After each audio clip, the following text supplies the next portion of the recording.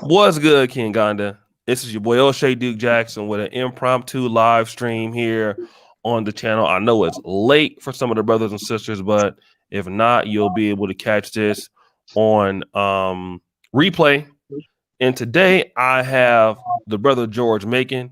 He's a good friend of mine. He operates the Urban Nerds worldwide brand out of Philadelphia, which targets the inner city youth into technology and development and doing things in the Black community or just around the minority communities around Philadelphia. We were having a very interesting conversation on the phone. We haven't streamed. We talk every day, but we haven't streamed a lot as of recently. We would combine and do shows, but we want to talk about, do African Americans hate Africans in America, and is the beef overblown? And do we have any proof to show that indeed, the African American community is not that hostile towards the African community? Brother George, thank you for coming on the show tonight, family. Wait a minute. Man, we live and you getting up. I had to turn the TV down. All right. Go ahead, brother, and tell the people. We might not have a whole lot of folks tonight, but just tell them who you are, what you're doing, all that stuff. Yeah, what's good? Y'all know who I am. It's George Macon. The troublemaker in the manosphere. Yeah, but I'm gonna just get right into it. I think that in the conversations that we have, and you being in Uganda for so long, I think there's a lot of misunderstandings, and it's also about vocation and like where you're at in America.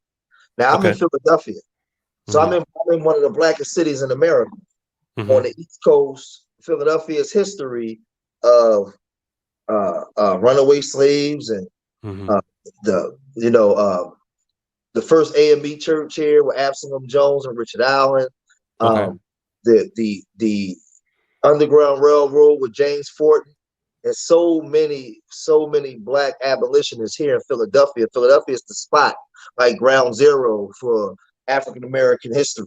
So growing up here, when I was a kid, I'm 45. So when I was a kid, the arguments that we have today didn't exist in Philadelphia. Like, I didn't know nothing really about being what a Jamaican was or a person from Liberia. We know that they talk different, they talk funny. We had little jokes and stuff like that, but it was never like when I was growing up, the Liberian girl or the Ghanaian person, they was just part of the black people on a block. Everybody lived together. It wasn't like what we see, the consciousness of what we see today.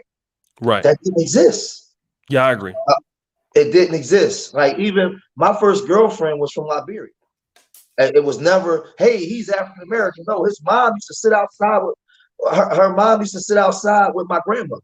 They was just all black people growing up. And when you live in a city, see, certain cities is different. I learned this by moving around America. I was privileged to live in neighborhoods where it's all black. Like, if you go to Pittsburgh, you go to like other cities outside, like other than Baltimore, DC, you're not going to see like whole black neighborhoods. I can't even speak for Sacramento, but in Philadelphia, you could be miles and see nothing but black people. Right. So I grew up around black people, and in those communities in Philadelphia, you had African and Caribbean people that's been here for a long time. Right. For a long time. So it was different. Now you start seeing a bigger influx of like different types of Africans coming in. But when I was growing up, you was either Liberian or from Ghana. Okay. And that's what it was. Now, when we breaking down the history, and you look at like Kwame Nkrumah, when he came here, he went to Cheney University. And he was in the Philadelphia area. A lot of Patrice Lumumba came in. A lot of Africans came to the Americas and studied here in the Americas. And you didn't have that division that you have now. And one will have to ask the question, like, when did it start? Because when I was growing up, I'm telling you, I didn't see Africans cooning. I live in Southwest Philadelphia, the area they call Little Africa. I mean, I've done videos in the communities of Little Africa where it's nothing but, thousands of African people. When I was growing up, they didn't have white women. They had African stores, They lived in the communities with black people. They even sold drugs. They either sold drugs or they went to school. Right. What I'm saying was they was insulated in the community. Right. They were involved. Whatever was going on, right. Whether you had the ones that was nerds and going to school and doing the right thing, or you had the gangbang, they was involved. Right. They was a part of everything going on. And I think that was a layover from the 60s. Right. From the 60s. I think going into the early 2000s is when you started to see a shift. And the changing of the guard, because you got to remember, I'm here in Philadelphia, Mumia Abu-Jamal, Sundiata Acoli, the Black Liberation and Black Power movements, the Move, dropping bombs, John Africa. So that Back to Africa movement was strong here in Philadelphia. As a kid, when we were saying free Mandela, we was riding in the streets, fighting cops, burning cars up, riding in for them to free Mandela in South Africa, wearing the red, black, and green medallions. That was part of the culture. We was never. Don't get me wrong. You hear Africans come here and say, "Hey, when I was a kid, I was made fun of." Yeah, we all made fun of each other because when they showed us Africa, they showed us commercials on TV with little boys with big bellies, little babies with big bellies and flies flying on their face. So as kids, we made fun of each other. But if you came to Philadelphia, we still lived in the same community together. We had babies by African women, and African men had babies by African men. It's different here. Right. So if you want to ask me something, then I'll just go in. No. You dropping knowledge, man. You know, I'm trying to let you build on it, brother. But let me ask you this, because I mean, I'm from Sacramento, and obviously, you know, until you get to blacker cities like DC, which I lived there for some time, you know, we don't have the influx. Los Angeles has a strong, you know, African community where, you know, especially in South, West LA. But let me ask you this, because a lot of people, when I, you know, do interviews with them, they say stuff like, the African American community hates us. You know, the African American community, they be hating on Africans, stuff like that. And you have a very specific example how you believe that's not true, because we just had some riots that had a couple of months ago in Philadelphia, right? Yes. Let's talk about that. Like, how can you disprove that? Well, I did my video on Philadelphia City on Fire. And if you go back to my channel and check that video, I was in Little Africa. None of the stores got burned down. You know why? Because the African Americans here don't have a problem with Africans. Okay. We might not like some of the stuff that they do, but we don't hate Africans. The way we look at the white man, we don't see the African. Now, some Africans, remember I said there was a shift going into the 2000s where you have certain Africans that come here today that love Mr. Charlie, and they side with Mr. Charlie. Right. But that wasn't the case growing up. So you got a lot of intertwined families here in America. A lot of African girls, Liberia and Ghana, got babies by African American men. They're in African American families. It's strong. Right. Yeah. Because they've been here for a long time. So no. So I did videos. I stood in front of the stores and I showed the videos. I said none of these stores were burned down. Right. None of these stores were burned down. And it's what you see today are a lot of coons that's coming from overseas, that's getting their green cards. That's devised by the white man. They're sending a different type of African over today that will make any kind of excuse just to be accepted by white people. Okay. Because when you look at the Caribbean and the Africans that came over prior to they came to Philadelphia, these people were what the white society would call troublemakers or rebel rousers. They came right in and fell in line with the African American plight, and they understood the story of the African American. So the ones getting a green card today are a different type of people that's coming over. And me and Brother Richie, we had this conversation all the time. So you see a separation. But even when I'm in the gym, right, I call you, I'm hanging with my African homies. Right. My homie from the Ivory Coast. And what I learned was, because see, I don't want to, one of the major problems that we have, especially when we're dealing with West Africans, a lot of them don't know our history, but we don't know their history either. Right. So when I'm having a conversation with my brother from the Ivory Coast, he come over, he don't like white people. But then when I'm having a conversation from the brother from Cameroon, he's a coon. and it's crazy because my homie Alan set me down and explained to me different things that happen in different West African countries.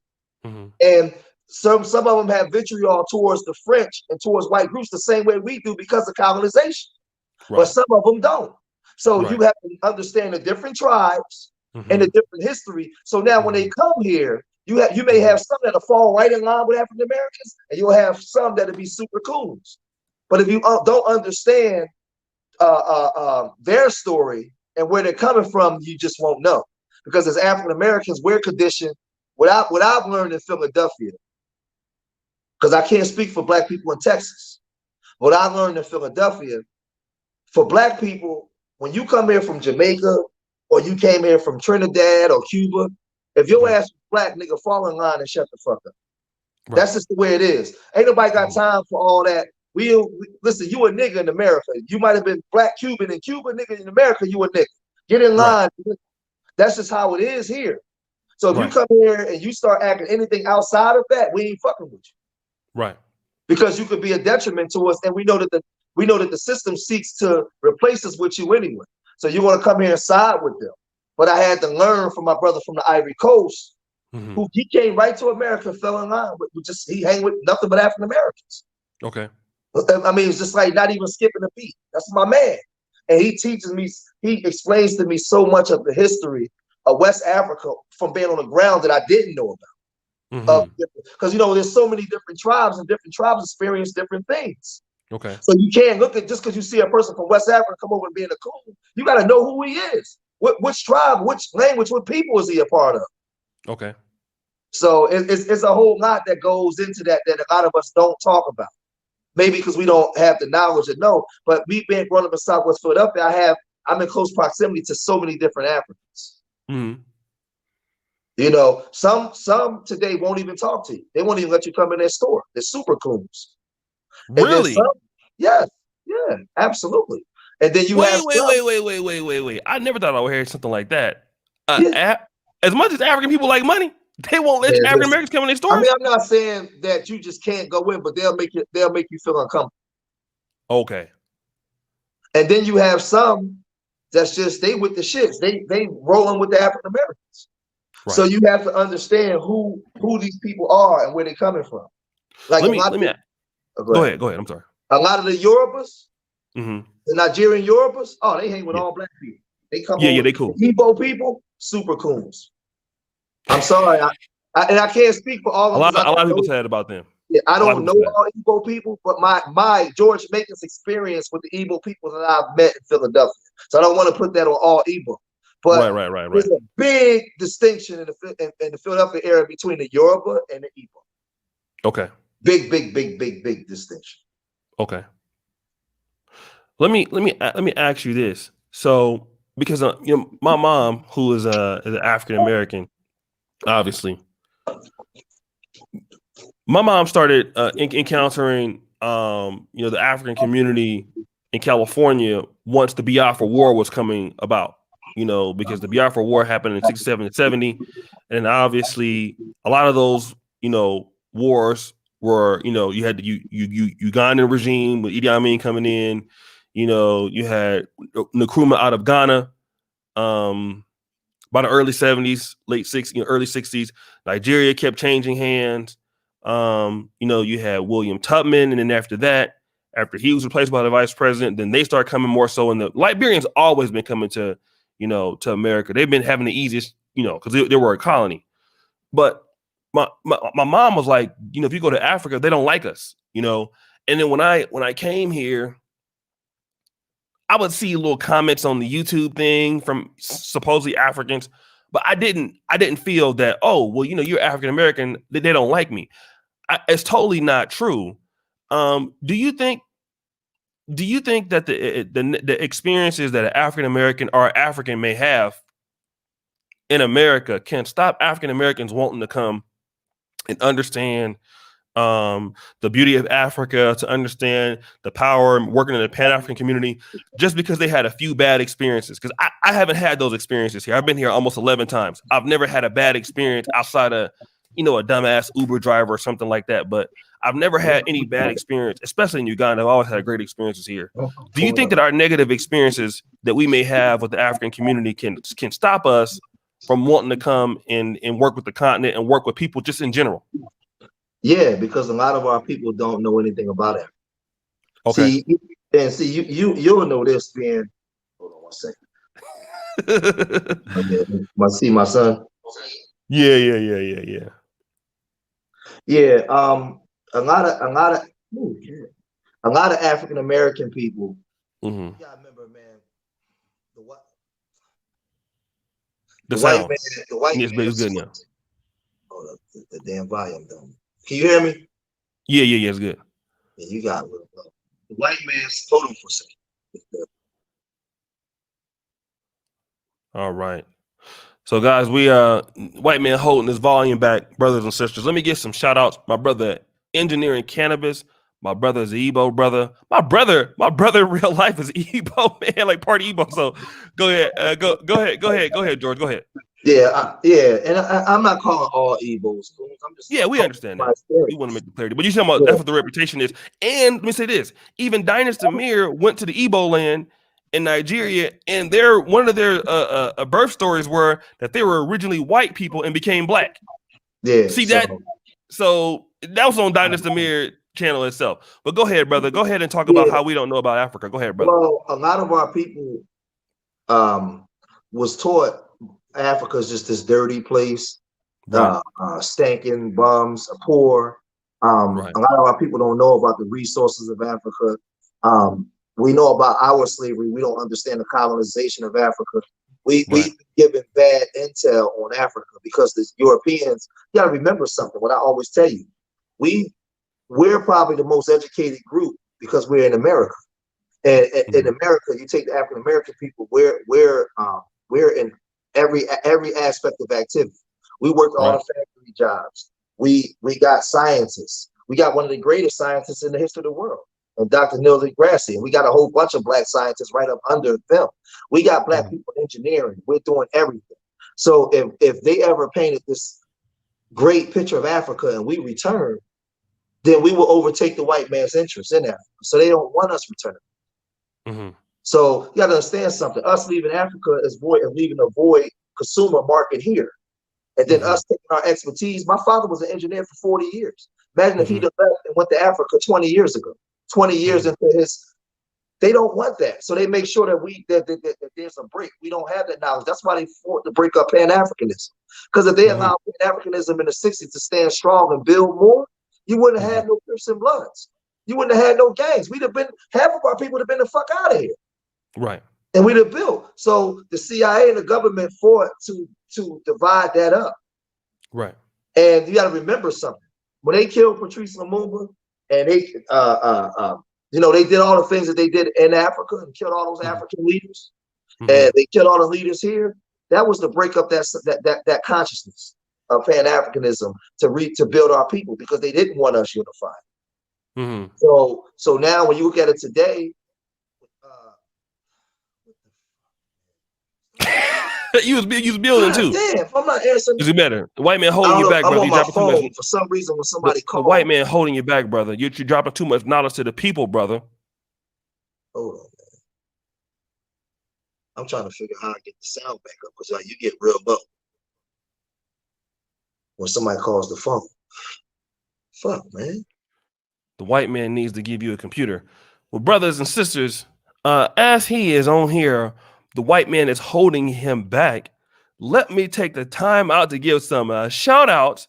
My brother Wise Nubian, thank you for being here. Wise Nubian, I believe that is, that could be brother, I don't know, brother Audrey, T, High Tech, Jim. I don't want to call him a brother, sister. I don't know. I'm trying to figure out, brother, what I think you're a brother, though. I think you're a brother. E-Man, Perry, what's good, family? All right, let's go ahead and bring that brother back onto the stream. Hotep, Shazabay. So what I'm saying is, all of our inventions, like everybody black in America ain't gangbanging or doing nigga shit that we promote on YouTube. No, 80% of black people are going to work every day. See, this is the thing, right? Black people are not fucking poor, because we wouldn't be the top consumers if we're poor. Where we get money to consume? Right. We're working people. We have skill sets. We have black people everywhere doing everything. So if you took a large portion of us and put us back in West Africa, The same way we came and built here, guess what we're going to do there? Right. The same thing. So the dominant society draws up plans to keep us separate. Right. And then he incentivizes Africans to come here to replace us with them. So now they don't want to go back to Africa and build because they got a nice cozy place in America, and we're looking at Africa funny too. And then we're looking at Africans instead of looking at, wait a minute, we need to be collaborating. Right. We need to be building. We need to be collaborating together. Right. They keep us separate. I would love to go to Africa. You know, I don't really believe in the DNA too much, those tests, but I took the test. I'm 42% Nigerian. I want to go to Nigeria. I want to see some Nigerians that look like me. So, but a lot of my African friends say when they get on a plane to go home, they don't see African Americans flying back to Africa. They see Chinese and white people. Yeah, that's. I mentioned that too today. Let me also say this. I know because the thing about how we've been shown the negative stereotype about the continent, the flip side about that is, and that's why one thing I learned from you is that we need to have more patience with our people. And I've actually adopted one of the few things. I haven't learned that much from you though, because I've been teaching you everything, But one of the things I have learned is I already kind of have more patience with the African American community because it's easier to do it when it's the people that you grew up around. The African community is like, that you're people, but it's like, well, I didn't really grow up around y'all. So I'm gonna come at y'all if y'all talking shit. Yes. Now I've learned, and it's taking me back when I was at Howard University and I was studying there. And when I would ask people, because they would say, well, my family doesn't want us to date African Americans. I used to be very, very offended by that. I'm like, well, why? They said, well, because of the negative stereotypes, number one, that we see on the movies and film of the African American community. And also people were told that if you come to America as a Nigerian, or if you come to, hey, Fiona, what's your finance? If you come to these places where you're at, then what's going to happen is, they're going to assume that you're African American, and it's going to look bad so you don't want to deal with those people because they have a bad reputation. So on the other flip side, white people directly, indirectly are showing them a negative aspect of us. Then in America, they're showing our people in Africa a negative aspect of them. And then also, when I came to Uganda and the staff I have now, they're like, well, man, I thought that you were going to be like a Crip or a Blood. Like, I didn't know that African Americans were in business. I didn't know that. All I thought y'all did was rap. You know what I mean? And same thing, I was in Tanzania. This is a true story. I was at a restaurant in Tanzania. I was in staying in Mikochini neighborhood over there. And one of the ladies was telling a guy in Swahili, she said, this guy is a businessman. He doesn't look like a businessman. He doesn't remind me of the African Americans I see on TV. Because he's not dressed like them. Let me speak to that. Yeah. Now, talking to one of my homies from Liberia, and I got two homies from Ivory Coast, and he said some real shit to me the other day while I was working out. I had me fucked up, and he looked at me. He said, "George, let me tell you something." He said, "The same way y'all got coons here in America, we got coons that's getting green cards to come here." He said, "But I guarantee you, if I put you on a plane and took you to Ivory Coast, you're gonna see some of the hardcores, most pro-black motherfuckers that you ever seen in your life. But they don't put them on TV. They don't want you to see them." He said, "The same fight that you got here, they got there." He said, "You have people on the ground that hate the French. Like how we talk about white supremacy." He said, "They have people there that hate colonialism." He said, "They're there." He said, "Do not believe that every African you see is just on some, hey, they just love white people. They just happy to be here." He said, "That's not Africa." And you're in Uganda, so you probably see it as well. You have them here. Africa, he said it's there, but they're not giving them green cards to come to America. And they're not putting them on TV. Because if us African Americans saw that, we would say, hey, I'm going to Africa. Right. So he was saying that the same way they promote the coons here, they promote coons, those African coons, to come and be a part of the establishment. They're non-threatening to the dominant society. He said, but the same way you got South Africa, you got Nigeria. He said you have the same thing in West Africa, but you have to be in Africa on the ground to see it. So we talked about it. We talked about a lot of different things. So he educated me on things that I may not have been sure of because I was judging Africans based off of my experiences with them when they come into America. And he was explaining to me the Africans on the ground that don't get to come to it. That's anti-government, that's anti-wicked African leader. He said, but they're not going to show you them people on TV, but they're there. He said, why wouldn't you think you have people that hate the rulers in West Africa? And they live there. They under their oppression as well. So he speaks about a lot of different things. And his thing was saying that like a lot of us, we have to get, as African Americans, we have to start traveling. We have to get on a plane and we have to go to different places so we can see the world outside of our condition here in America. We have to be able to go different places to see things. Remember, our conditioning is based off of what we see through the media. So our lens is through what the white man says. So now he controls the way we think because we're not moving. So, and just tell me I'm wrong. You left America, went to Poland, and then you're in Africa. Your interpretation of Africa is different because you've been here for 5 months. Right. As opposed to when you was in California, right? Right. So, and that's what my homies was telling me. Because see, being here in Philadelphia, like I said, it's different now. But even if I got my phone and I went down to Lower Africa, I got a lot of African homies. And I got the homies that been here so long, especially the ones from Ghana. The ones from Liberia look like Jamaicans. Like they look very dark, skinny. They look like Jamaicans and Haitians. But the ones from Ghana, a lot of ones from Ghana look like me. Look like us, yeah. They look like us. Like he literally it's the Nigerian community. They, you can't even tell. You know what I'm saying? If you look at, Giannis, he could be, from Milwaukee. He looked just like Leroy, Pookie. Yeah. Leroy Hightower. Yeah. He looked like Leroy Hightower. He like one of our people. They talk like me and everything. You wouldn't even know that they're African until you see their parents or they tell you. Right. Or you hear their last name or something. So I can only speak for like the East Coast. I don't know what it's like in the South with Africans and African Americans. But I know up in the East Coast, Northern East Coast corridor is different. It's different. So growing up here, it was just like one big community. It was always just one big community. Right. Like I said, my first girlfriend was from Liberia. And I didn't know anything different until we got older and we were sexual. And one of her uncles said something to her about me. But other than that, we were young teenagers. I never looked at, she was just black. Right. She was just black. Go ahead. Let me just read these super chats. Go ahead, brother. Tell you what I'm saying, brother. We knew Jamaicans because Jamaicans would come up. And the reason why we knew Jamaicans because when I was a kid, my best friend's dad was Jamaican. But going like the late 70s into the early 80s, a lot of the Jamaican drug dealers would come. And they were very violent and wild. As opposed to Africans. Africans was just regular working people. And the society opened up stores. They were painters. They were just regular working people in society. But when the Jamaicans came over, the Jamaicans was wild and crazy. Not all. Shower posse. Yeah. The Spaniard posse, the shower posse, different crews. And they were strong. They came to Philadelphia strong and it was wild. So you knew. So we used to mistake Jamaicans for Africans all the time. But the Jamaicans was something that we looked at as different from us because they were so wild. There was a split between the Yardies and the regular Jamaican people, but Africans, no. Africans was just, they was at your church.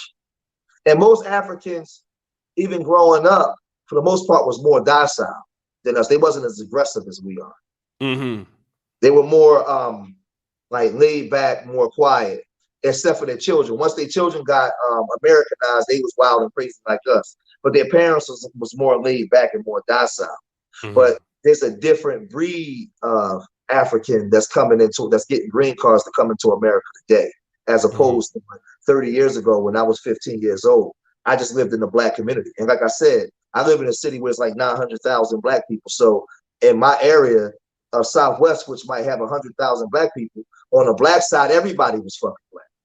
It's just all black people. We wasn't banging it, it was just all black people. Right. Let me do this. Shout out to the real Dana. Finally, a show on YouTube show. What's up tonight? Jordan Williams. Oh shit, I appreciate your hard work. You're helping the black community more than those celebrities. My brother Dartavian. Thank you. Hey bro, keep it up. Thank you so much, brother. My good brother right there for the 99 super chat. Let me say this, and it's funny because before I've always been a person interested in. I used to have a series called on YouTube. I forgot what it was called, but I've always been interested in neo-colonialism, African dictators, even Papa Doc of Haiti. All that's always fascinated me. I always had that interest in coming to the continent, but never did I think. I thought I would come here just to say I've been, and that would be it. I never thought that I actually would have relationships with Black people, like African people, like that. I always thought I would be more so involved more heavily, because my passion still is more heavily the African American community.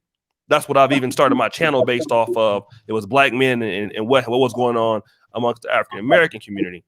I never thought I would have the passion for the global Pan-African community. That's something I've grown into in the last, slowly but surely. You was even telling me, bro, you really Pan-African. I was like, well, I have a person of Pan-African leanings, but my mom, though, has also changed her concepts about this. It's crazy because UG Unlocked is a company I always push here because I was trying to get things shipped here, because I talk to you all the time. Mm-hmm. And it just so happened that the brother that's in America is in Sacramento. Shout out to T. Kelly Chief from Oakland. Oh, yeah. I looked at the number. I said 916. I said, this guy's in Sacramento. I called him. I said, hey, bro, DJ Nacello told me that I should be dealing with you with shipping things.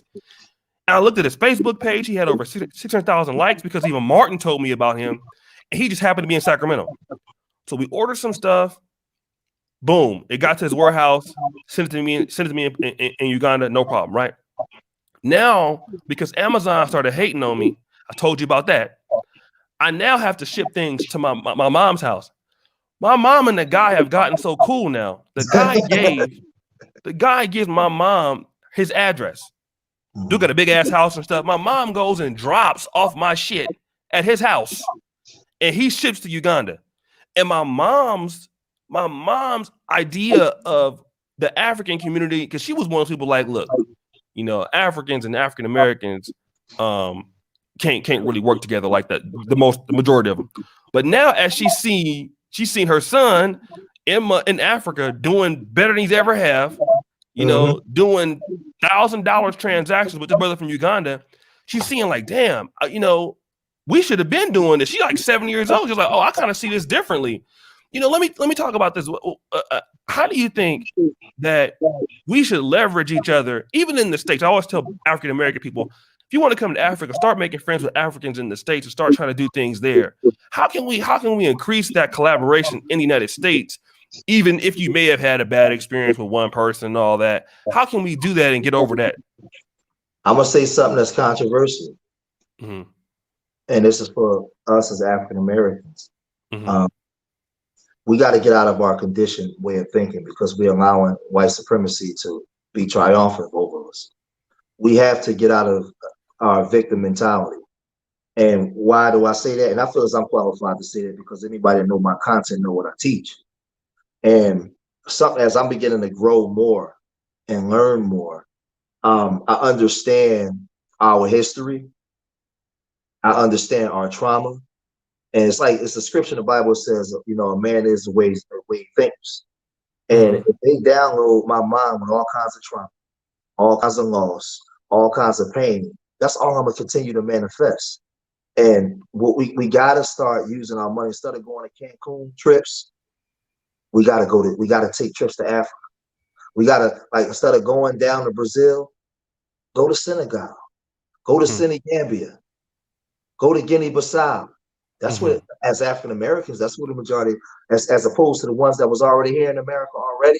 That's where all our people come from. If all our people from the Georgia, South Carolina, North Carolina, Virginia region, we from Senegal, Senegambia. All of those, that ran by the river. That's where we from. Take those trips there and start seeing the world outside of our conditioning that we've been through.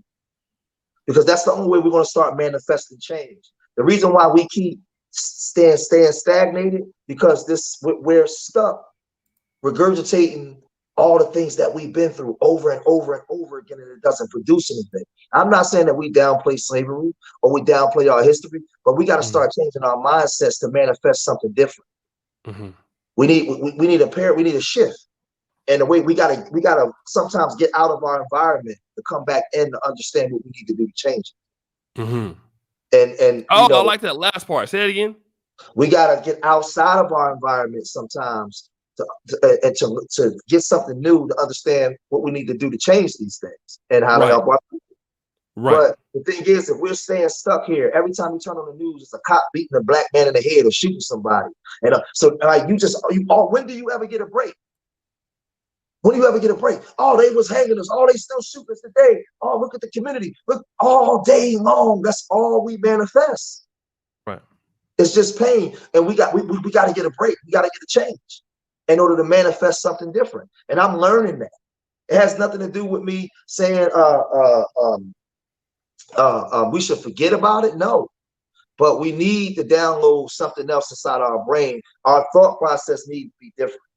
And the funny thing is, I've learned this, but then I'm having conversations with my brothers in Africa, and he was just saying, they're saying, I'm not saying let's get over slavery, but we got to start manifesting something different in order to change our current situations, and we can't do it with the current mindset that we have today.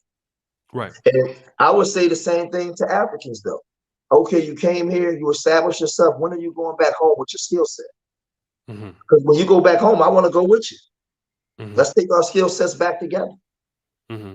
So it's a twofold thing, because they come here based off of trauma, because there's not a lot of opportunities in the countries that they come from.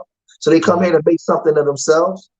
We go to school and to achieve greatness based off of trauma.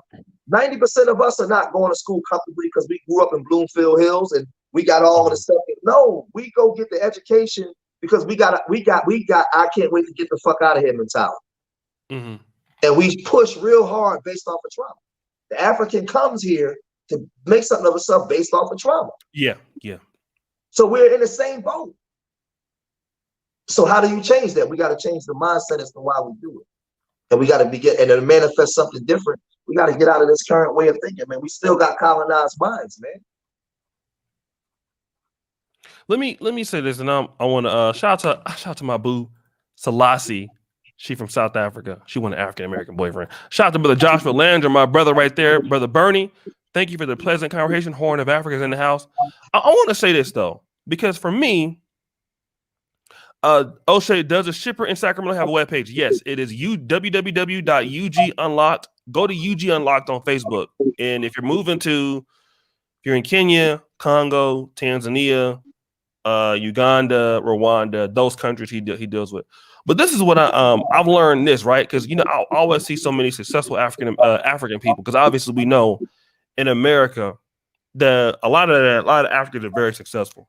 Very, very bright, very, very talented, and especially the Igbo people, they're really very, very, very, because when it comes to business and it comes to academia, Igbo people, for whatever reason, they're just known to be very, very good at that. They're very smart. The Nigerians come here and they achieve a lot. Yeah, even there's a big difference between Nigerians and for me personally, the way that Nigeria is mentally and the way that other people, the Nigerian mentality is a lot different than other places I've been, from what I can see. But I want to just say this. The reason why I think a lot of African community doesn't go back, I never understood it before. Brother Tony, thank you, Brother Tony. Here's what I understand. And when I say this, African family, I don't want y'all to be offended. I really don't, because y'all, I don't want y'all to hate on me, because I'm not trying to hate on you. Brother Brooms, shout out to the show. Brother Boris, I met him in Uganda. Yeah. This is a Caribbean American brother. We gonna call him African American for short. This brother right here is a down brother. He's from Brooklyn. He's from New York or the Bronx, one of them. I met him at Cafe Javas. This is a good brother right here, and just goes to show you that and he saw some of my videos. He came to Uganda, so shout out to the brother. He's been here twice. I want to just say this. Okay, when you're an American person and you're coming to Africa, it's much easier for you to get things done And I was trying to understand, like, well, if you're a person in the diaspora that's Ugandan or Kenyan, why is it more difficult for them to get things done than somebody like me? Well, then I figured out, if you come to Africa, you don't have no family, you're not with no tribe, right? So all you can do is come in and start focusing on whatever you're trying to do. Like Club Kinganda, you're trying to do the Kinganda channel, Kinganda Connect, you want to get into farming, you can just kind of get in and plug and chug, and you don't have anybody stopping you. But the thing about the problem that's happening with the African community that I've noticed, Brother George, is a lot of Africans, which is why I celebrate their success even a little bit more, because they have so many people depending on them. And the culture is that black tax sort of culture, where it's like, okay, you made it. And it's not as strong in the African American community because, like you said, your dad was strong at all. It's not strong at all. Our parents don't force us to, no, nigga, you owe us. Our parents ain't like that. Our parents are like, look, nigga, I'm glad you got a job. It used to be. It used to be. But it's not. It's still never been as strong as it has been from the African community, right? Like my mom, I'm gonna have to send somebody here and there, but it's not as strong. Like even your father was an engineer. He was in the military. He's pretty much taken care of to a certain degree. Yes. But what I've noticed is when the African community, though, here's the problem that they're up against. When the African community comes to America or to Britain, they work really fucking hard, and I know this for a truth. I know this. You go to Berkeley, the Ethiopian community, they doing the valet services. TK, I'm talking about. They own that industry. They going to UC Berkeley. Their family is asking them for money back home. The Somalian community, and they're trying to do all of this stuff, and then they got to support themselves. Then you make a lot of money, and then when you go back, you're not even talking about your extended family, where you get your extended family that you go back to your extended family. Now they're expecting a whole lot of stuff. So I know for a fact that Ugandan people, Kenyan people that come in to America, they get tired of that, because I'm gonna tell you, even for me, I'm not even Ugandan, but I feel a little bit of pressure. Like, yo, you got people you got to take care of. You know what I'm saying? And I'm not even in the culture or whatever. But a lot of the brothers and sisters from the continent, they're already taking care of people as it is. Then you want to come and people know you got money. Now, and there's another thing too, Brother George, if they stay in America too long, their African privilege becomes a little bit null and void, right? If they stay in America for 20 years, 25 years, it's not like, all right, it's like, all right, you niggas not even from here no more. You like, you niggas got British accents now. You're not really one of the local people. So you might as well be a fucking foreigner. So then you got all these people, and at the same time, because you are from here, you got the same people trying to take advantage of you, that whether it's be with bribes or all this other stuff. So they're facing a lot of because people think that they're rich because you're in America, you must be rich. So you know what I'm saying, and then it's even for the women too, right? Women have a lot of people don't understand this. I'm gonna be along with it. A lot of African women face these same stresses too. Like African women who are going out working, they have to go out and instead of trying to find a husband or do that, they have to take care of their mom, So how the thing about it is, I know that we're we don't have a right to tell people what to do because we're not in that situation. But when you have this situation where you're a person, you work very hard in America, you want to come back, leave the comfort. It ain't like you don't want to come back, but the people have kind of made it a little hostile to come back. And for people like us to come to Africa, it's actually much easier. If you have some money already on the ground, if you have money coming in, it's easier for you to get involved in things because you don't have nobody asking you for shit. But what about when you come here and you have that problem? What would you tell somebody? I mean, how do you get over that? That's hard. But just think about it. It's the same thing here. If George Macon right now go to sleep and wake up and he's worth $30 million, I got my surrounding family with their hands out, right? Cousin, second cousin. It's the same. Like everybody's now, as far as the pressure to achieve is different. But when you do achieve, everybody got their hand out. Right. That's why a lot of times you got to get the hell away. Well, I would say it's even worse. In my opinion, I would think it's much worse here because the poverty is so bad. Yeah, and the thing, And then like the whole tribe expect you to like, you know what I'm saying? I think yeah, I think no, I agree. I was going to speak to that. yeah, go ahead, go ahead, go ahead, Yeah, brother, go I ahead. agree. And a lot of them, for me, talking to a lot of Africans growing up, you know, they have a name, and their name is in the culture, the language is connected to their village. And when you make it out in America, like you're like the savior. But guess what? That's not just African culture. That's Indian people. Even Right. what's the woman you told me about when she said she gonna come here and get her degree and she gonna bring over 10 of her people? You told me that on the phone one Yeah, day. yeah, yeah, yeah. That was a white lady. Your sound's a little bit messed up. My sound? All right, hold on. Is it better? Yes. Yeah. She was saying there. I mean, when you make it out of those poor places, man, like you know, you got to bring the bag back home. You know, you're providing hope for people. I think I did a live stream one day where I said being the worst place in chattel slavery was to be a slave in America, and a lot of people said, "What are you talking about? You understand those sugar plantations in Haiti and in Jamaica?" And I said, "I understand that, but that's not in the context of what I'm saying. America is the place where everybody in the world wants to come to. So even when they see you as a black person in America, even black people marginalize your pain and what you're going through because you're in America. Hey, you got a house and a car. I live in a shanty. They don't understand American politics and what we had to go through. They only understand their poverty. So people come here, when people look at America, that's the golden ticket. Your sound's a little bit off.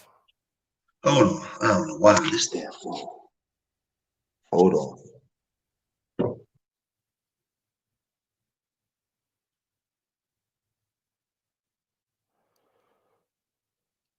All right. White man holding back, brothers. Is it Go better? ahead. Is it Yeah, better? it's better. White man hold me all the way back, man. Yeah, Yeah, he held you back, brother. He held you back, brother. I seen a brother said I was like I was Fulani. I don't know. I took my DNA test and said I was Nigerian, like 42%, and the other half of it is Native American. That comes from my mom. So I don't know. I'm something. I'm from one. But the funny thing is with Nigeria, um, Nigeria was a place like when they brought a lot of Igbo people and Yoruba people to America, but they sold us and moved us around so much, man. Like it's no telling as African Americans what we got mixed in us, man. Like I mean, you know, unless you look like Ubuntu, like O'Shea, I mean, you know, O'Shea, he just got it. So, but I fit in, man. I yeah, don't even be tripping. O'Shea fit right in. They always told me if I went over there, they called me a fucking mulatto or some shit, some mixed breed. But no, it's just America is the place that everybody wants to come to. So once you get to America, like you know, if just think though, if you are African and you make it to America and you living in Africa right now. Just think about this. You come to America and say you don't even get a career from Uganda and you get a factory job, a union factory job, and you're making $30 an hour. Man, that's as opposed to having a job in Uganda. That's a fucking lot of money. Yeah, it is. Over time, like they looking at you like motherfucker, nigga, you the golden ticket. Right. So I just think that like we all of us, man, from Africa to America, man, like we had this conversation on the phone every day. We suffer from, I call it crackatosis, acute white affinity syndrome. Even here in America, like we complain about white people, but we still want access to white people and all they shit. And we might not have the white worship like a lot of Africans are conditioned to have, but we still have the same problem and we still struggle and fight to be successful based off of pain. And we gotta change our way of thinking, man. And you in Africa, so you see the white worship. I'm in America and I see all the black complaints, but still want to be close to white people. Like you literally in America, got African Americans complaining about the system, but going to vote for Biden or either Joe Biden or fucking Trump. But then a complaint about white supremacy. That's crackatosis at its finest. We're not having meetings saying how can we get back to Africa to build. We're not getting back to having meetings saying how can we get to Ghana right now because Ghana's growing, Ghana's moving. How can we begin to invest? Nigeria is moving. How can we begin to invest? We're not having those conversations in Black YouTube. We're not having those conversations in certain meetings and boardrooms. No, we're not. We're not. So it's just, I don't know, man. It's crazy. But if we get bringing it back, where I come from, where I come from, even today, if you was here in Philadelphia and you went to the gym with me today, it's gonna be a lot of Africans there. Africans, You know what's funny? Let me just say this. In Philadelphia, if an African do have a white girl or a white dude, they stay down in the hipster area or the center city area or the university city area. They don't come into the hood with them. You're not going to really see Ubuntu with Megan just walking through the hood. He's not going to bring her around, or she's not going to bring him around. That's not going to happen. You would have to go to like the hipsters places to see like probably a higher educated Nigerian dude or a dude from like Benin somewhere. He may have a white woman. I had an African dude one day tell me in the gym.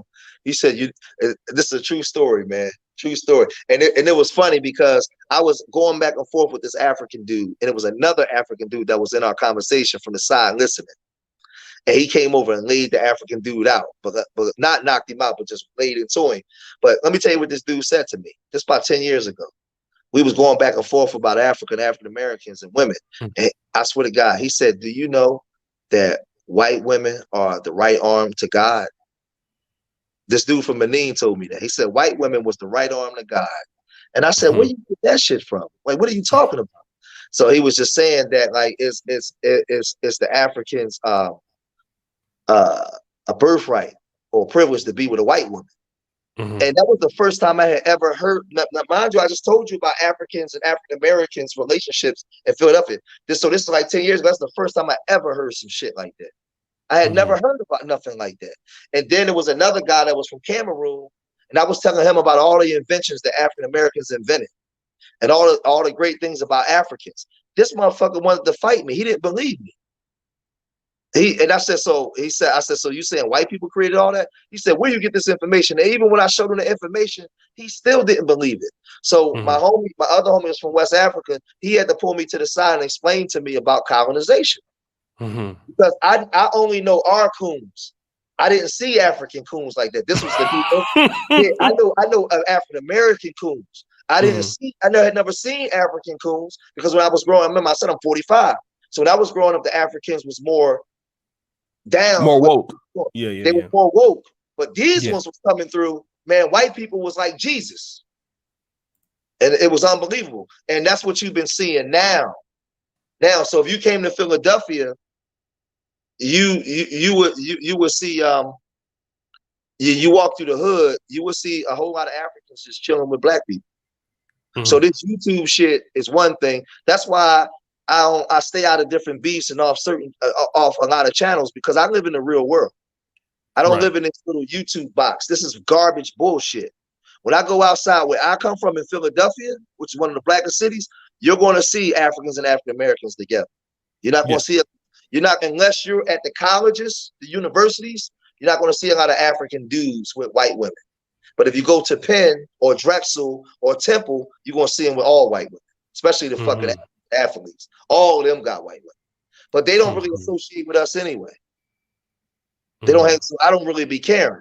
They don't associate with us. But for the most part, I don't think where I come from, I can't speak for other cities. In Philadelphia, we don't hate Africans. We actually we love Africans. We love Africa. We don't hate Africans. And you know what's so funny, right? Like a lot of people don't know, like the African American community, a lot of us are like, why do you think Black Panther did so well? Like, if people forget, like if black people hate Africans, I can tell you where that movie did the best at in America, right? Yep. I can tell you who was out there buying the movie ticket to see Black Panther. Yeah. The African American community. Like, absolutely. Don't get me wrong, whites was out there too, but the African American community was all, because we want to hear stories about Africa. You know, we've been taught, a lot of us, either you've been taught to show. See, one thing I was talking about the conscious community that I do like, the Black conscious and revolutionary mind of thinking, which is underground more so, has always tried to teach people knowledge yourself. You can't be an African American and you don't know who who the 5% nation is, who the Nation of Islam is. You're aware of these people. You know, the Hotep crowd. You're aware of, you've heard this kind of talk before, and it has to resonate with you a little bit. So a lot of us has been taught about Africa and to love Africa, because you got African Americans like, one of my buddies just hit me up. Yo, bro, I want to go to Africa. Like, so many African Americans want to come to, and see, I think what a lot of times we get what's caught up in the conversation are the good Africans in America that do love Black people and want to work with us, and the African Americans that love Africa and want to return. All we focus on is the African American niggas that don't like, you know what I'm saying, the African community, and the African community don't like the African Americans. Like, but the majority of that is, you ask the average African American on the street, yo, man, what you think about Africa? You know, some might say something bad, but yo, man, I would love to go there. Like, a lot of people really want to go. It depends on the age. It depends on the age group. The younger generation today, it's just a lost generation, because it's post-crack era. But if you deal with the people from the conscious community from my age on, everybody understood Africa. Right. Even if you was in the street, even if you was a drug dealer, because everything was surrounded. Go back to the 80s, the late 80s. Public Enemy, X-Clan, everything was centered around Africa. Yep. Everything. So in our age group, you had no choice. That's just what it was. Mm-hmm. Now, we had a lot of grandmothers that told us we was Native Americans, and I believe that. But we also had a lot of African mixture in us as well. And a lot of those Native Americans was also African as well. They didn't come here on the ships. That's a whole nother story. But that's a whole nother story. Okay. Because remember, the European wants to commandeer and control all knowledge. So the only time the Africans gave the world astronomy, math, and built pyramids, but they never built boats. Like, what the fuck, man? Like, how stupid can we be? We build these great cities and kingdoms, and the richest man in the world was Mansa Musa, but we never built a boat. We never even looked around as African men and said, hey, I wonder what's out there. But everybody else did. Come on, man. Use your fucking brain. Use your brain. Like, let's get out of this crazy nonsense. So growing up, and see, like I said, I'm in Philadelphia. I'm in the black city. Everything was about Africa. The AME Church, everything was about Africa. African Methodist Episcopal, exactly. Yeah. Everything was about Africa, bro. So even though I agree that a lot of us was already here, I never hated Africa, because I wasn't taught to hate Africa. I was taught to love Africa. So I was too, to a certain degree, you know. I never had a problem with like Africans. I just got a problem with the ones today, these coons today that come here and talk shit about African Americans with their little Beckies. I got a problem with them. But for the most part, living in the real world on the ground, when you on the ground in cities like New York, Philadelphia, man, ain't no fucking African and African Americans beefs. That shit is fucking YouTube arguments. That shit is fake, man. That shit not. I'm gonna tell you what's more prevalent than fighting. Caribbean blacks and African Americans, unfortunately. Yeah, that's. Well, I'm gonna say this too. And you made this strong point. It's not to offend anybody. If African Americans really hated the African community, we would just start. We would start burning up their shit. It's way more us if that was the case. Well, in Philadelphia, if Africans hated the African Americans, they wouldn't have no stores. And listen, right? I grew up nowhere, Atlanta, all of it. If the African American community didn't like them, they would be gone. Like, if that was the case. Well, I grew up in one of the worst places probably in the country, in the 12th district of Southwest Philadelphia. Vicious shootings all the time. Drug corners doing 40 and 50,000 a day. This corner, that corner, that corner, and that corner. I'm talking about a 6-block radius where it might be 200,000 a day going out of there, and you going to school watching drug lines, right? I grew up in that type of environment. Africans and Caribbeans and all black people was there, right? Africans never had listen, Jamaicans had a problem with African Americans to the point when they came over killing African Americans. African Americans started killing any Jamaicans that they saw. It was never the African people, right? Because the African people mostly stayed out the way and mind their business. They mind their business. Our problems was with a lot of the Caribbean people that came over. Because it was about a lot of times about drugs and stuff like that. About And drugs and stuff yeah, like it wasn't with the Africans. The Africans just always lived on your block, and right. they never bothered nobody.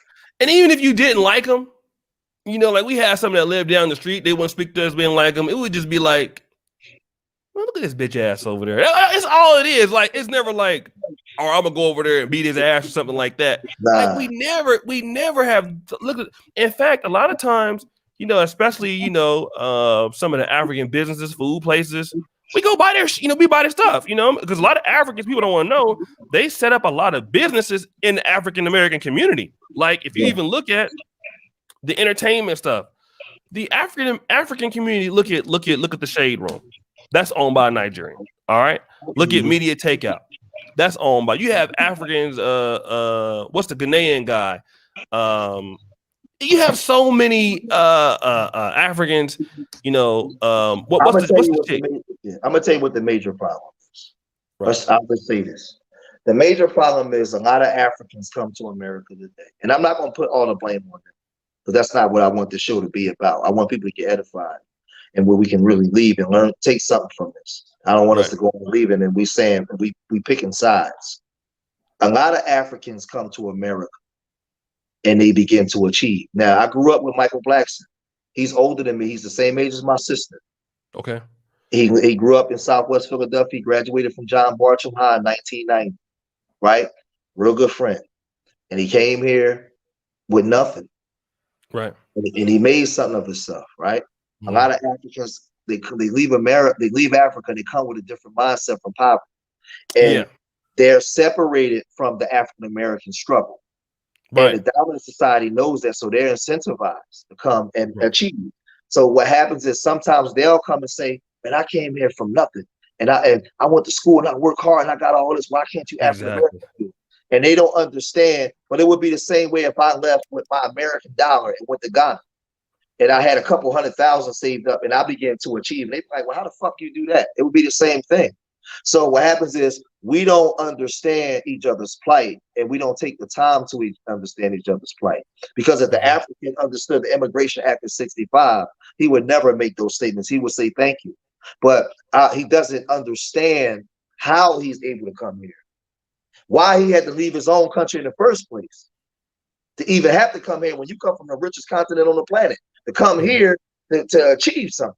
So we have to really start having real conversations about who our real oppressor is and why we have to even work so hard to achieve the things that, in the manner in which we achieve without even speaking our indigenous fucking language. We got to speak another language. We got to abide by other groups that don't look like us. And then, so what happens is, because I've heard Africans say, I've got into back and forth discussions with a brother from Ghana that lives here. You know, he drives around in new beds. You know, his family got money. He had that mentality until I laid into him a couple of times, and you know, he understands. You know, his thing is, man, I work real hard. Black Americans are just, some of them are just lazy, dog. And I'm like, listen, it's a different mentality. I understand where you're coming from in your mentality, but you're not African American. So I like how you said it, how you try to, be patient with him. Say, I understand, instead of you getting real. Yeah. I like that. Because I had to let them know that you're not one of us. You are from Ghana with a Ghanaian mentality by your parents to what you need to do in America. Remember when I first started off, when I said African Americans, we got to get out of this victim mindset? See, because you got to understand something. We've been victimized so much, a lot of us see ourselves as victims. Well, just think, you turn on CNN, every time you turn on the news, there's something bad happening to a black person doing something to a black person, a white person, and they just downloading your mind all day with this shit. I mean, that's just the way you begin to see yourself. That's what you begin to manifest. So so now, you know what you notice? If you take the African American outside of the African American environment and place him into another environment, he begins to flourish. Yeah. He begins to flourish because he's outside of the traumatic environment where he can now exercise his talents. That's the same for the fucking African. You take him outside of his environment and you bring him here and he begins to flourish. He begins to flourish because he couldn't do it back home in that environment that he was in. He had to leave the environment and leaving the environment is bringing a different mindset. But this is the problem, O'Shea. When we leave the environment, we don't keep our African mind. We leave the environment and we begin to be programmed into the environment that we went into. So now we don't want to go back and build. So now you look at the Black community, right? What I always say, we create our own schools. We go into these universities to get educated, and we never come back to the Black community to become the millionaires by owning all the real estate in the Black community. We never go back to Africa, not my Nigerian people, and with the skill sets and rebuild Lagos, rebuild those cities in Nigeria, and fight with the government to get those wicked fucking leaders out of there. No, you come in America, you marry a white woman, and you are a proud American now. We're supposed to go into the belly of the beast and get that education, maintain our African minds, and begin to take it back and build. This is the problem, O'Shea. We're not taking it back to build. That's the problem. Everything else we're doing, we're just not taking back to build. Just think, I said this to you on the phone. Just think about this. You see a lot of videos where people like Wody Maya, and I ain't dissing them. What's the other brother? There's a lot of brothers that'll tell you to come back to Africa. Akon, right? That they'll tell you African Americans need to come to Africa. But you never, ever, ever, ever, not listen intently with my ears like this. You never hear them tell Africans to come back to Africa. You know why they don't tell Africans to return back to Africa? Because they don't want the backlash from Africans to say, fuck no, it's too wicked over there. Africans don't take care of their people. Africans are mean. You will never hear Akon tell another African to bring your expertise back home, but he'll tell African Americans to come back. This is a problem. This is a problem. We got to talk about the problem. Yeah. We're going in and we're being educated by our enemies, and we're losing our African minds. Here in America, we got crackatosis. Africans come here, they got crackatosis. Because we got all some of our people got it too. Yeah, a lot of our people got it. We got it bad. You know why we got it bad?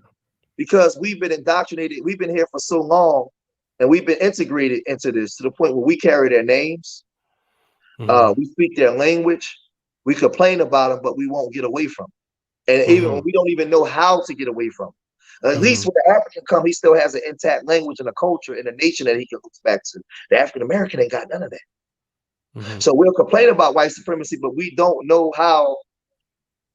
We don't know how to get ourselves out of it. We carry names. We carrying Scottish names like Johnson, Jones, Jacksons, Williams. All these are British, Scottish, Welsh names. So we're actually the bastardized children of the people we say we want to get away from, and we can't even get away from. So we got to have those type of conversations if we really want to fix. If we really want to fix all of this shit, man. Oh, it's very much so true, Ocello. You one of the reasons why we can't fix it, because y'all go around saying it's not true. But like I said, we speak their language in their names. Johnson is not a fucking African name or a Native American name. Williams is not an African American name or a Native American name.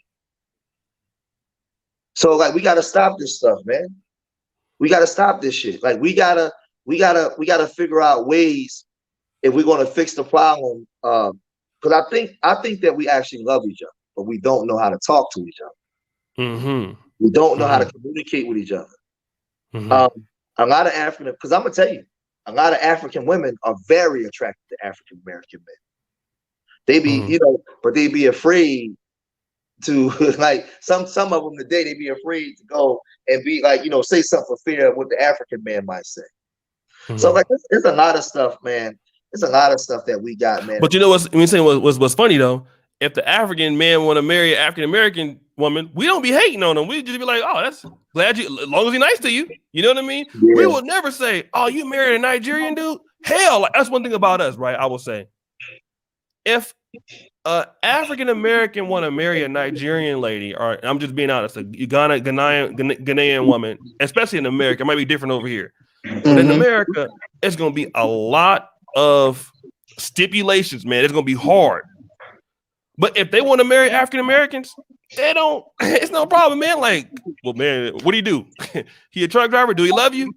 Cool. All right. Well, shit. Bring me back some African babies and shit. Well, you know, we ain't never gonna be like, no, don't you ever marry that Nigerian mother. That don't never come from us like that. If you married to African, as long as you like him and we like him, shit, that's all we care about. Well, I think. Does my sound good? Yeah. I think that some of it is tribal reasons. Like we are a fractured, destroyed culture. Just think about this. Hold on. I gotta go. All right. And so let me do this. Yes, you do. I said, what did I do? We got to come together. Divide and conquer is real Nicholas is killing Africa. Let me go ahead and shout out another one. Brother Bougie. People use ignorance as an excuse to hate and prejudice against others. African Americans who hate others simply are ignorant people. I definitely agree. Let's go ahead and bring Brother George for the 15th time. I'm sorry. Somebody, I don't know how to. When somebody called my phone, I'm on my phone, not my laptop. When somebody called the phone, your sound goes down super low, and I don't know how to bring it back up. Well, the white man didn't teach you how to use the volume button, brother. Well, you know I'm from Philly, man. I ain't that bright, bro. Well, that's definitely true. Go ahead. See, you got to understand something, man. Here in the diaspora, the black woman is the most unprotected woman. Anybody can fuck a black woman because the men are destroyed. We don't understand our roles, nor do we have an intact culture that dictates how we treat each other and how we govern our women. So when you deal with Yoruba people, Igbo people, or Wolof people, or Ga, Twi, or different groups, they coming from Akan, Ashanti, they coming from different tribal ways of thinking, and they have it's different. They're protected. Their women is protected. Our women ain't. We don't have a systems that governs and protects our women or even feeds our women. So anybody can come in and just fuck an African American woman. But I can't just go grab an Indian woman and be fucking her and go home to her family and be accepted. Fuck no. You there, O'Shea? He done fell off too. We're not going to be accepted. Hold on, let's see what's we want to come back in. Yeah, we're not going to be accepted. So I don't think that it's always hate. I just think that it's a tribal thing where if it's a Yoruba father, he most likely will want his daughter to marry a Yoruba man. I mean, or a one-off man for the most part. I get, unless he's white or something, you know, the bullshit that go on. But that's what it is. Right. We don't have here in America, because we have a fractured, destroyed culture. Remember, we're Johnsons, we're Jacksons, we're Williams now. We've lost all of that. So we lost our understanding of our roles. So anybody can come and just get to our women. There's no masculine structure that's protecting our women. You understand what I'm saying, O'Shea? Mm-hmm. We don't. No, I agree with that. But you know what, though? That also happened with the Caribbean community too, and their last names are Williams and Johnson, and there's not a lot of intermarriages that happen between black men and Caribbean women. Go ahead. Because they're not in America with all this capitalism and free enterprise. They're still coming out of poverty where the male structure still has control of those communities now. Mm-hmm. In Jamaica, Cuba, Trinidad, Panama, it's still the man still stands at the doorsteps of those communities down there. I agree. It's still masculinity. In America, they fractured that, and they did it on purpose because America's where everything gets popping. And North and African American is the ones that influence everybody. So you couldn't have masculine men running the fuck around because we get this whole shit popping from Africa to here. That's why just look at the history of the African American. Marcus Garvey came to where to get it popping?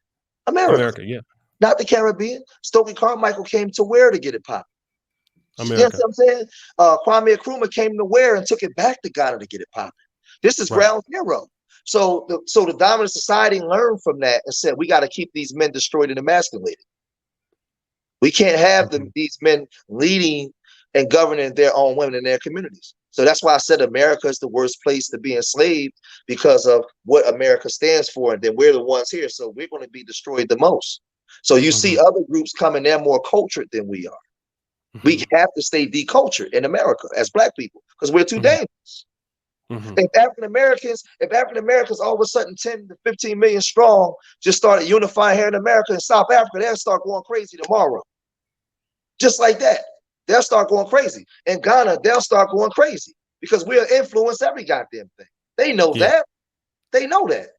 So what You I'm know, it's so saying funny, is, right? Even somebody told me like, and I only put out, Art Kathy. She's I don't you probably don't know who she is, but she's a African American YouTuber out in the Gambia, and she has some very, I would say, extreme views. I won't say that they're wrong, but all the time. But even me and and me, I'm very extreme offline. I mean, I just showed just a little bit of how I feel, but I'm like super extreme pro black. Like I have some really, really, really, really fucked up ideas that you would be like, damn, that nigga crazy. But yeah, and even me and some of the videos when people and some people in Uganda were like, wait a minute, there's this African American guy in Uganda, and some of apparently some of the people here didn't like the fact that some of my content was so strong in that regard. You know what I mean? In other words, somebody called me, was like, yeah, some of the people that heard that didn't like what you had to say. You might want to watch what you say about stuff like that. And it wasn't nothing to do with Ugandan people, but it just, like you said, a lot of us as African Americans, our mentality towards white people was a lot different. You know what I yeah, mean? And we'd of be course. going in. But that's what I try to explain to people. We if we get it when we get it popping, we get everything else popping. Mm-hmm. We get everything else popping because of the influence that we have throughout the world, just and the things that we do. Everybody's watching America to see what the African American is doing. That don't mean that we better than the Africans in the diaspora. It has nothing to do with anything being better. Right. It's just that we're in America, Right. and Yeah. the things that we invent, from our inventions to music to just everything, our creativity. So everybody's watching. So now, if we took our creativity and unified under a unified force, that would unify everybody else. Because guess what will happen in America, especially in the East Coast? If Black people unify, guess who will be unified? Black Americans, Caribbeans, and Africans. Because I Right. can't speak for the West Coast, but if you went from Boston down to Virginia and you got a bunch of unified Black people, you're gonna have people from everywhere. Because on the East Coast, it's a large influx of Black people and communities from all over the place. But you would have to be in the East Coast to understand it.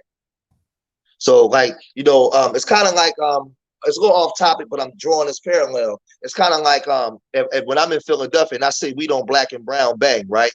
Philadelphia, like Puerto Ricans is looked at as like Black people's first cousins in Philadelphia, right? But if a person from the West Coast hear me say that, man, you fucking with them Latinos, nigga, you a coon. Fuck them Latinos. But if you come here to Philadelphia, Black people and Puerto Rican people are like family. We're not used to Mexicans because there wasn't no Mexicans here. But if you came to Philadelphia in the hood, you're gonna see Black people in Puerto Rico. Like if your sister walked in with a Puerto Rican dude, wouldn't nobody give a shit. That's just the culture here. But it depends on where you're at.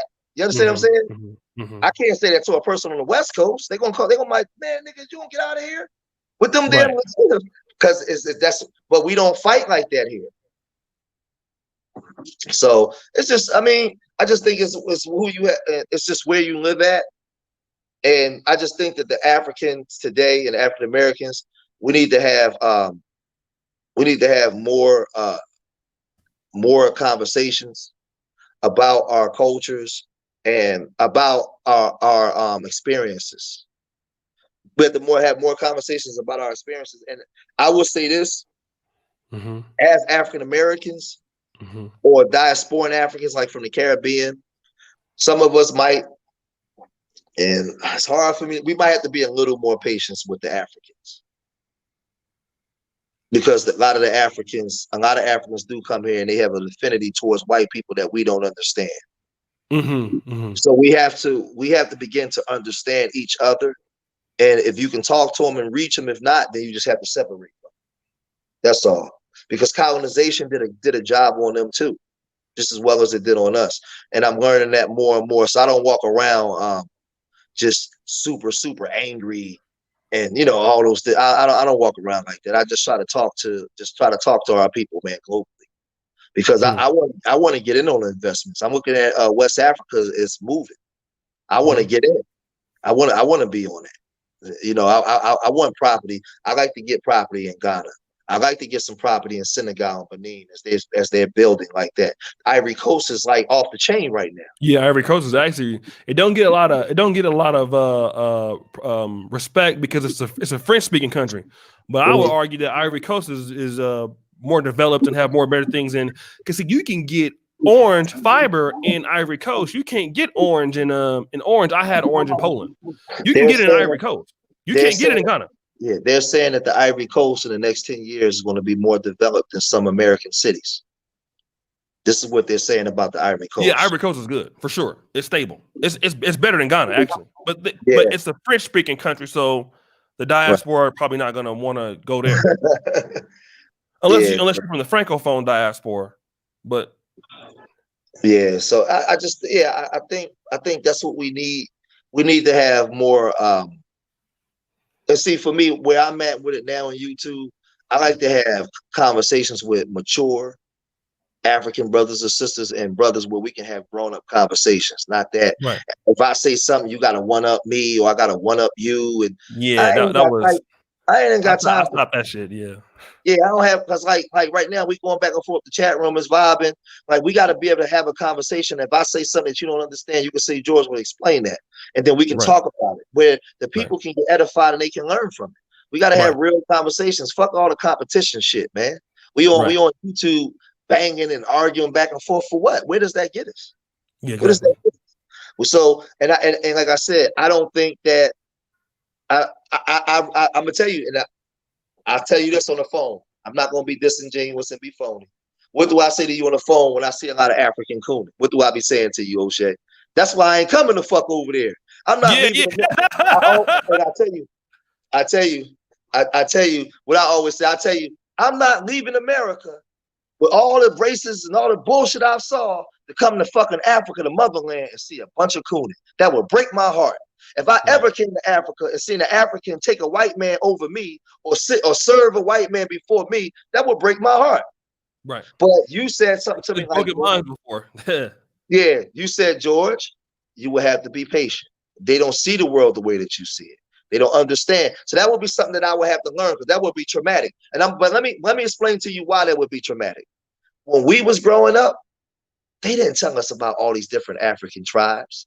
They didn't teach us that if I left Nigeria and went to Kenya, I would be considered a foreigner. We thought as little black kids in America that Africa was this utopia. America is bad and racist. If we get to Africa, you'll be safe. We thought Zamunda was some real shit. Yeah. You know what I'm saying? That's what we thought because we wasn't being taught the real history of Africa in schools.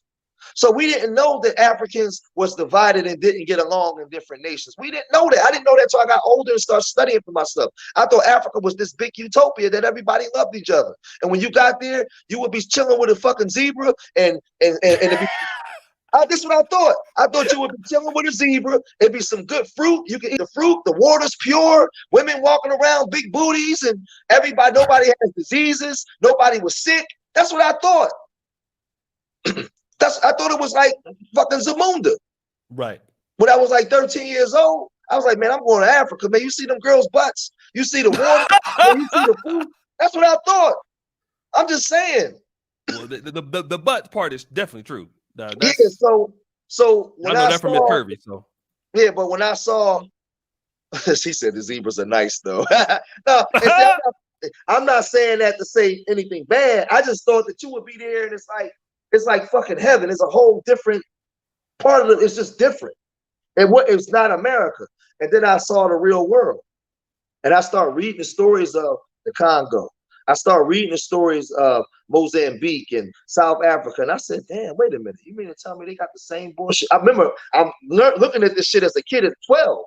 So now when I'm like 19, 18, and then I'm in prison, and I'm reading the stories of the real Africa, I said, what the fuck? So I'm going to go there, and it's going to be an African that's going to serve or sit down and serve a white person before me. Mm-hmm. It's going to be a 19-year-old girl looking at an old, wrinkled-up ass white man and thinking he's God. They'll kill me there because I'll be over there telling the Africans real loud, get these white motherfuckers out of here. They'd probably run me the fuck out of there. But I would have had to learn. I would have had to learn. Yeah, let me say that. Shout out to brother Cardero Blackman. Shout out to the big bro, Mr. Film Producer himself, the real Aaron Collins. And that's one thing I try to teach people on this channel. Because at first, George, and I'm gonna tell you something right now. Let me be honest. George is the reason why King Ganda is growing. I'm gonna tell you why. Because George is saying, O'Shea, you gotta get involved with the channel yourself personally. George, people need to hear he says, O'Shea, people need to hear your experiences. You need to start teaching the people what you know about Africa. Because see, for many, many, many years, I was behind King Ganda, and I wasn't coming on the channel. I was just producing the channel with Joe Nita and Pima and all of them. But George was the one that inspired me to create the Dear African American series. And in fact, I was here for like 6 months and I was doing Celebrity Jump. Yep. Yeah, I was doing. He said, bro, you need to go out there. People need to see you mingle. I said, you know what? All right, fine. So 1 month we did that. So y'all actually need to tell George, thank you for any collaboration that y'all seen me do in Uganda. Actually, that's George Macon's inspiration. Now, he didn't come up with the African American series, obviously. That's my genius involved. I just told you to use your talents, your African American talents, because a lot of Africans like to see us. We ain't gotta be acting like niggas, but they like to see us be outspoken and go out and like you're very talented. I always tell you, and I'll tell you on air. If you did the things that Dynas do, you did the things that Wody Maya do, you are more colorful. Like you know how to interact and you're funny. You know how to make people laugh. Like you have like comedic talents. Like if you went around to different villages and talked to people, King Ganda have 2 million subscribers easy because your mentality is different. And the questions that you ask, if you took trips to South Africa and went to like I said, Senegal, and you went to Liberia, Nigeria, and went into different places and talked to people with your person, had that Sacramento African American mentality, because remember, we are very entertaining people in everything that we do as African Americans. It's just who we are. We entertain and influence the world. And if you took that, like right now, the reason why you're flourishing because you took Sacramento to Africa. And that's why people watch it. You're funny. The Africans is looking, laughing, and they're not laughing at you as you're a fool. You're talented, and that's what I be trying to tell you. Like you got to find ways now to take King Ganda and travel Africa, because us in the diaspora need to see a Sacramento or African American showing us. An African can't show us Africa because we're not going to watch it.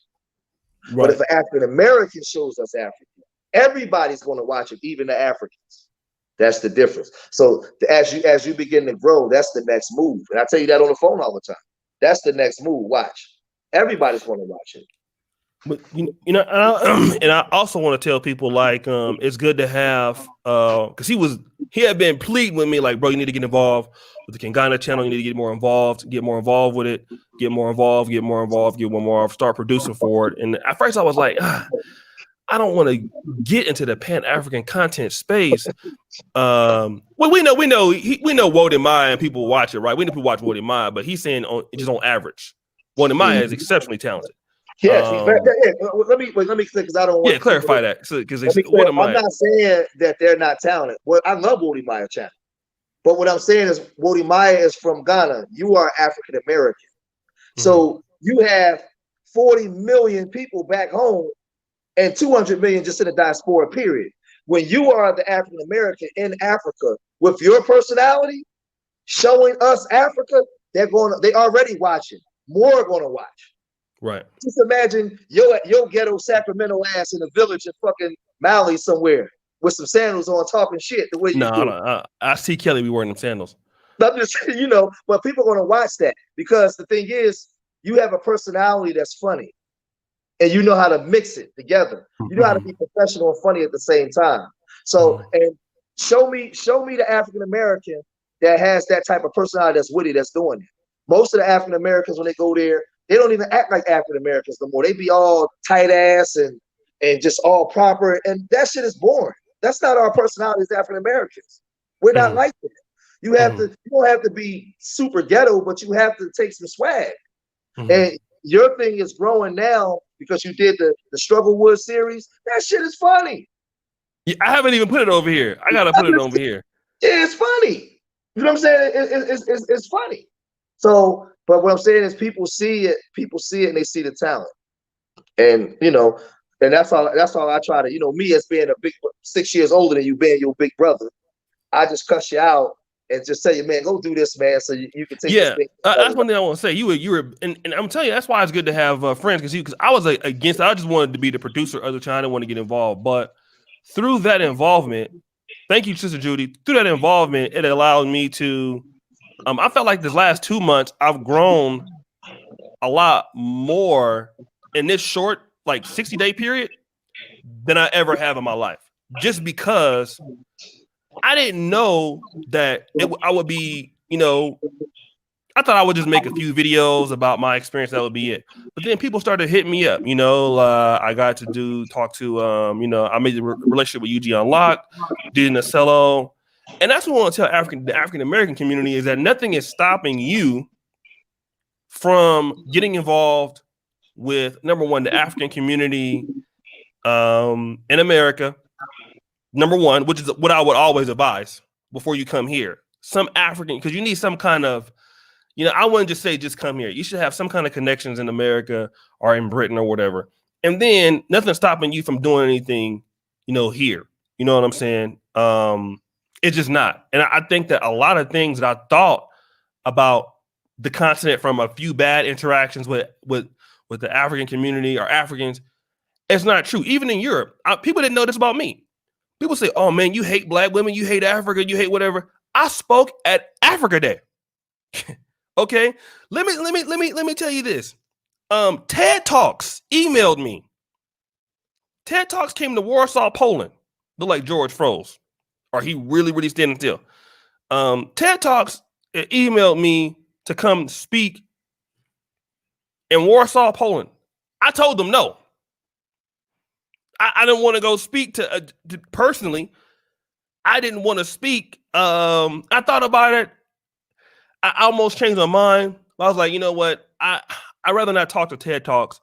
But when Africa Day came to the city I was living in Poland, I spoke at it.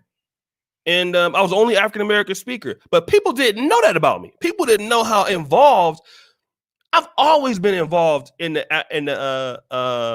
African community abroad. People just didn't know it. You know what I'm saying? People didn't just know it. What happened to your thing, man? People, come on back, brother. The white man held you back. People just didn't know how involved I was in the African community. Whether it was in Poland, now I helped bring the first Afro Beats parties, the Nigerian Independence Day celebration, Afro Beats party to my city in Poland, to Lublin. People didn't know how involved I've always been involved. I just never told nobody. It wasn't until I started creating the Dear you knew, but the Dear African American concepts, people are like, oh man, I didn't know he was actually smart. Like, nigga, what are you talking about? You know what I'm saying? But let me go ahead and I was trying to put my Urban Nerds link in the chat room so people can subscribe to the Urban Nerds channel. Yeah, let's do that real quick. Let's do that. I was trying to put that in there. Hold on, wait a minute. Because I want to also say this. As far as put the link there. A lot of people don't know, man. The other groups, they come here, like there is. I wanted to tell people this is a true story, George. Yesterday, a week ago, the LA Times wrote an article on how I'm gonna do a show on this too. How the Mexican community they're being affected by coronavirus, right? This is a true story. Those from California, LA, you know how deep the Hispanic community is in Southern California. Despite the fact that the Mexican community is being more affected by coronavirus, they are sending more money. I want everybody to listen to what I'm saying. This is important. They are sending more money back home now than they ever have before, and they have less money than they ever have before. But they sending more money back home right now. And let me tell you, I'm gonna tell you who you up against. You cannot beat a people like that. No, you can't. You can't beat them. None of you can beat them. You cannot beat them because it's just like watching a great player. I remember when I watched Michael Jordan, he played that game. when he had the flu. I remember who he was against. 95. I was That a was little kid to watch that. that When he scored all them points and they carried him off. The more under pressure he was, the better he got. The better he got. And how can you beat a group of people, and black people are not, I'm sorry, you have this and that, but see, the thing about the Pan-African community is, and the African-American community, we can say for all kind of reasons, well, they have the same language, and doesn't matter. They're making the least money they ever made ever. They sending back the most money they ever sent back. You cannot, and those are the people who you got to compete against. And if you do not wake the fuck up right now, you can't beat them. And the Chinese people are like that too. The Chinese are just like that. They'll sacrifice. They'll do anything to beat your ass. And if you black people don't understand that, you ain't got no chance. You don't have no chance. Yeah. It go back to what we was talking about. They have an intact language, a culture, a nation, and a name that represents something. Their names go all the way back. Their name go all the way back to the villages that they come from. And so now some of them people, just by name, they can recognize who you are and where you come from. Our names is Jackson and Johnson. Just think of this. In America, a white Jones or a Jackson or Williams have no problem shooting a black Williams. He have no problem. Like it's hard for us to compete against these people because we don't even know what we should be doing. We don't even know our roles to each other no more. They destroyed that after the 60s. So like, I think that I'm trying to find the right words. I think that we gotta raise up a new generation of youth, boys and girls, to understand their history. See, the thing is, O'Shea, that same Mexican or that Chinaman knows his or her history. They know where they come from. They know who they people are. Man, when I'm doing this on this Urban Nerds channel, man, we putting up all this African history and African American history. Our people don't know none of this shit. They they go to the mailbox to put stuff in the mail. They don't even know that Richard Spikes, a black man, invented the mailbox. Something that they don't know.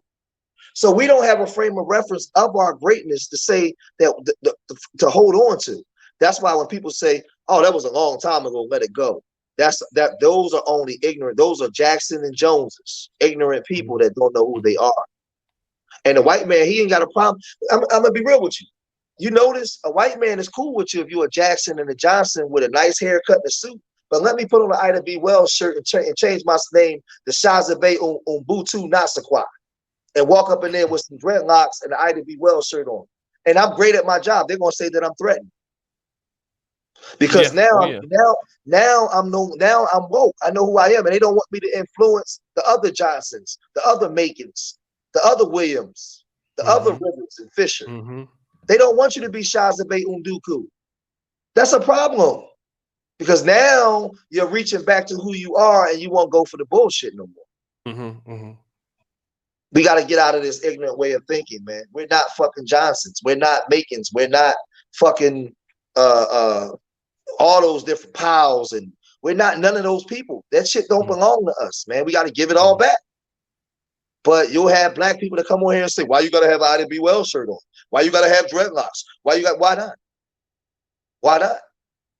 What's wrong? What's wrong with me being excellent at my job, wearing a Henry Highland Garnett shirt, coming up in there with some dreadlocks, great at what I do? Why do you feel threatened?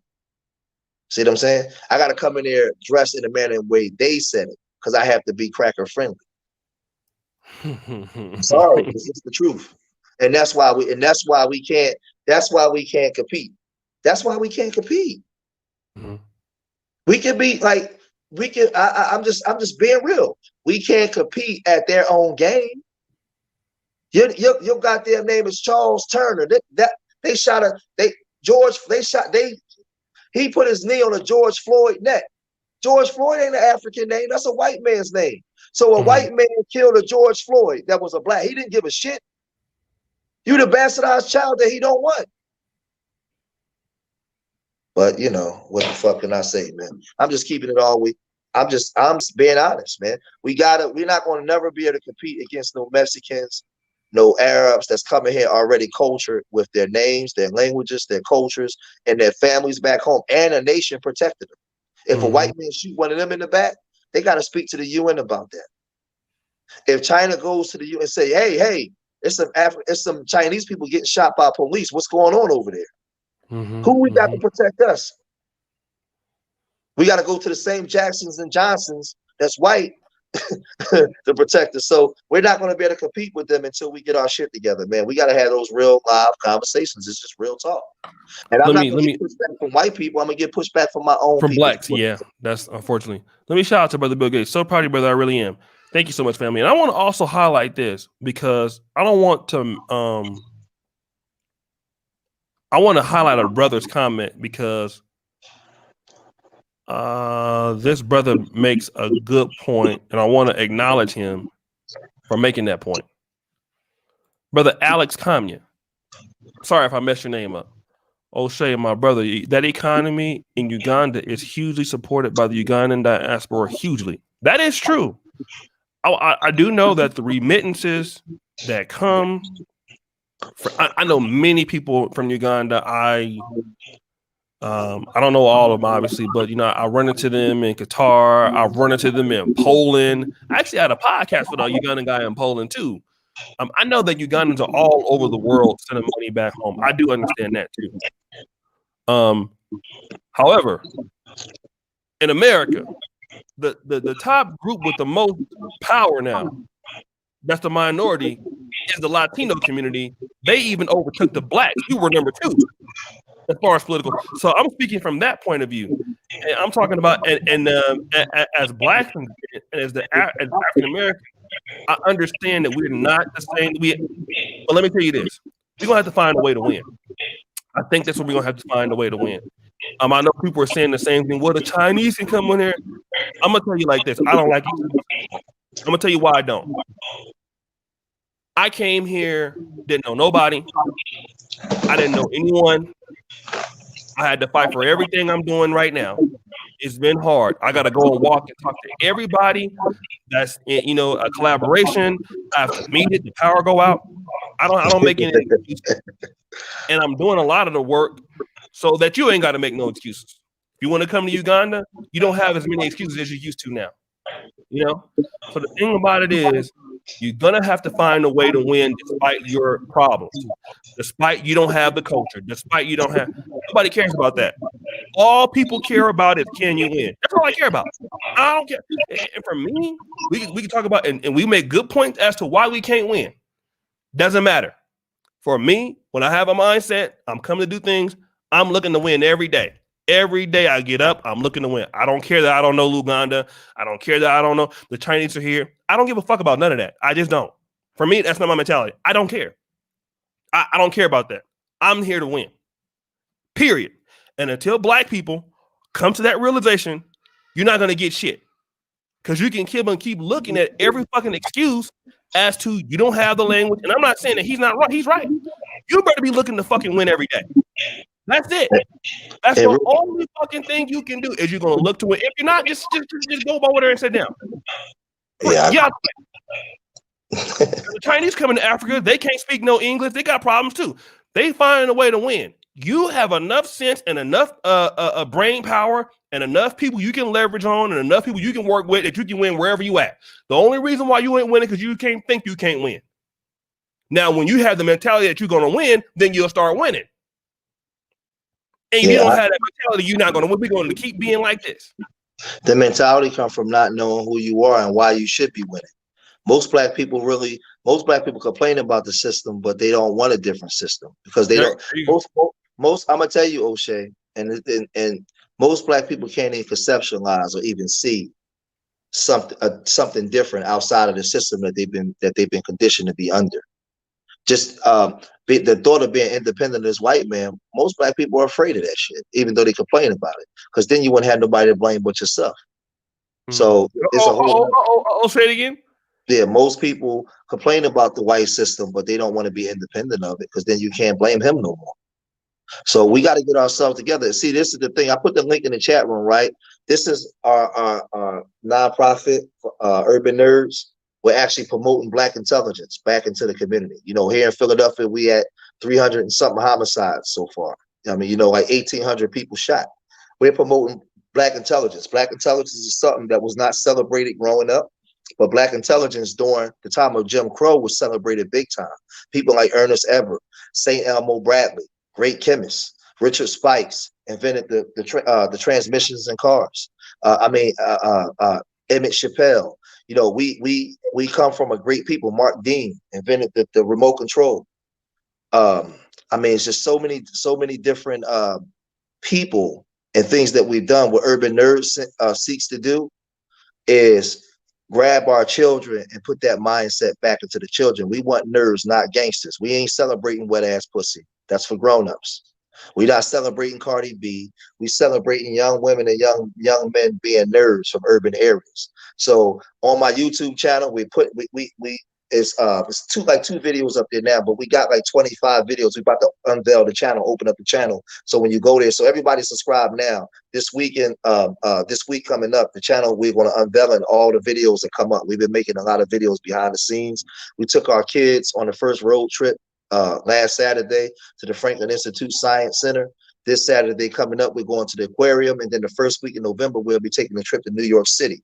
We're going to be going on HBCU tours. We're right now making efforts to create a robotics club. Working with some other groups for some foreign exchange with Africa, and we're creating a debate team through Urban Nerds. So we're stationed out here in Philadelphia. I'm a father. I've been married for over 13 years, been with my wife for 16 years. I show my wife, I show my children. I talk about health. I keep my body in shape. I live what I speak, and I actually show it. The problem in our community is you could be the butcher, the baker, the candlestick maker, and you don't have to show nothing about yourself. You don't have to show. You can say you be one, but you don't have a wife or a husband. You're not holding down your children. You're not showing that you're holding down a house, and you don't even take care of your health. But you're talking this B1 stuff. So, but the people that's actually doing the real work on the ground, we don't get supported. And so all I'm saying is, with everything that we talked about today, if you want change, and what O'Shea says all the time, you have to support your people that's doing the work.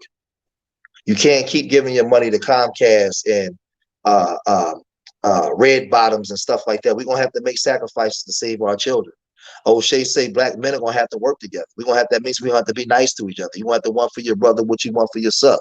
You're gonna have to be courteous to your sister, other sisters. We're gonna have to work together. So Urban Nerds, I don't need the children to support Urban Nerds. I need you goddamn parents to support it. Parents has to support it, because we always looked at the nerd as something of not importance in our community. The nerd was corny. The nerd was a cornball. But the nerds are all the inventors that's moving everything. All the things, all the people that I mentioned, Alice Ball, she was a nerd. I mean, I can name thousands of inventors. They all was nerds. They were black nerds. Charles Drew was a nerd. George Washington Carver was a nerd. So you want your child to be like NWA, or you want your child to be the next George Washington Carver? Which one you want? Pick your poison. So we got to start promoting this back in the communities that we come from, man. If we ain't doing that, we ain't got the white man to blame. So what I'm saying is, I've done videos for years about the white man being the devil. Go to my George Macon 1 channel. I've showed you his history and his work, him being the first nigga. But once I know that, the first nigga. Yeah, he's the first nigga. See, this is the thing. I said this on my live stream today. Things that we associated with nigga culture, like selling drugs, he was the first drug dealer. Prohibition, heroin, in the 40s and the 30s. He was hanging people from trees with thousands of white people coming around to watch, setting us on fire, breaking in prisons. He was raping our grandmothers in the 30s while she was cleaning their homes. So he was the first nigga, but you've been conditioned to believe you was a nigga. So we celebrate nigga culture, but not black intelligence. Not realizing that while they was being niggas to us, shooting Mega Evers in the back, we was fucking inventing every goddamn thing. We was inventing the first home alarm system. We was inventing the GPS systems. We was the ones, we wasn't practicing nigga culture, they was. So we got to get back to that way of thinking, and that's what Urban Nerds seeks to do, to take black boys and black girls and make them problem solvers again. Mm-hmm. That's the only way we're going to change. That's the only way. Say that again. Take black boys and black girls and make them problem solvers again. Learn how to observe their situations. Because if black boys knew how to be problem solvers, it wouldn't be no room to be Bloods and Crips.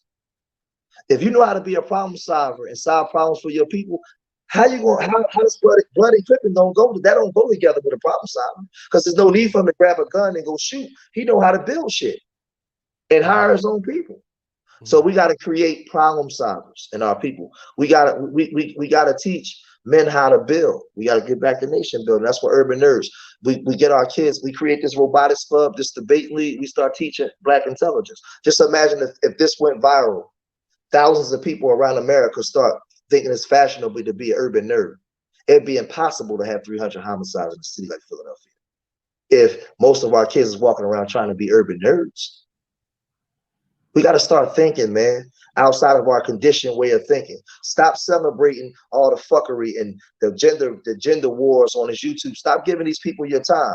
If they ain't talking about black elevation and urban nerds way of thinking and developing our people, why are you watching them?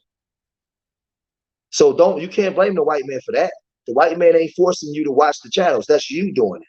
You got to get out of your conditioned way of thinking. I told O'Shea, he's a pro-black urban nerd, and be proud of it. I've been locked up for all kinds of wicked shit growing up in Philadelphia. But I look at somebody like O'Shea, younger than me, come from the hood, went to school to be a doctor, living in Poland, out there in Africa doing this thing. Shit, I want my son to be like that. I want my son, fuck jail.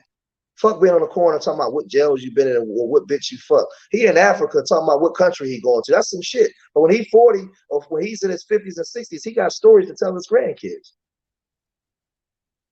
What stories we gonna tell ours?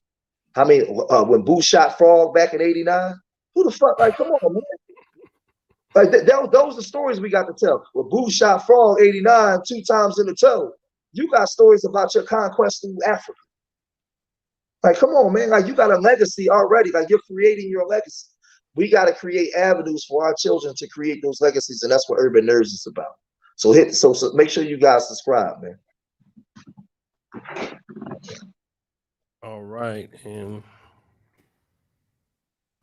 so guys, let me promote this channel here, Urban Nerds Worldwide, and I think the takeaway, and Brother George, you really did a really good job. I thought you was gonna mess it up, but nah, sandal it up. You'll sandal it up, brother. But what I want to say is that I do have some really good videos and collaborations. We have a lot of videos coming out. We have Expat Assist. And guys, so subscribe to that channel. That's Brother George channel. We have Expat Assist. I went and work with them. I'm now a customer of theirs.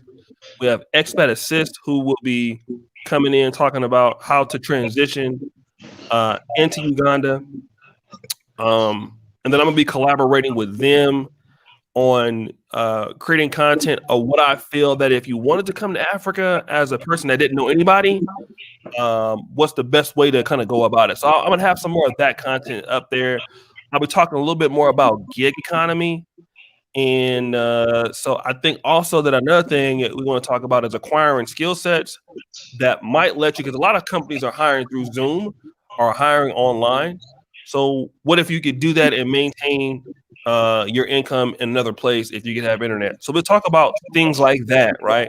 I think it's important that when you come here, you have some sort of, if you can, some sort of cash flow following you. So we'll be trying to talk about all of that. I have a few meetings with some brand management companies here that can look at the market and kind of talk about what companies are doing good, are not doing so good. What are some of the strategies?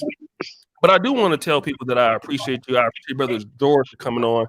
I appreciate him for inspiring me to want to come on to the channel, because at first I was never involved with Kinganda. I was behind the scenes. The only thing you saw was Joe Nita, and that was it. So you didn't see me here. But I'm glad to be here. I'm glad to be doing the service. It is a lot of work, which is why I didn't want to do it. It's too much work. That was the excuse I was giving George. Man, it's too much work, man. It's too much work. Crying. Man, there's not enough money for me to put this work in dealing with these Negroes, because I already know how y'all gonna be. So I was like, nah, I don't want to I don't want to be doing that, man, because it take away from what I'm trying to do. Celebrity junk is better. I can make a lot of money over there. I ain't got to be dealing with the headache with all these people emailing me. And of course, y'all started emailing me, fucking annoying me. But but you know, I think that, you know, it really inspires me when I know, like, okay, people find some value. We supposed to have Rachel Nalumu tomorrow. So anybody knows about Rachel Nalumu? She's a very popular Ugandan blogger. Some of you might watch her. She's moved back from Canada. So she's going to talk about from a very powerful family here. So she's supposed to come by tomorrow. We got Club Kinganda coming out tomorrow. So that's already done and edited. So we have that for you. We have a Uganda mix.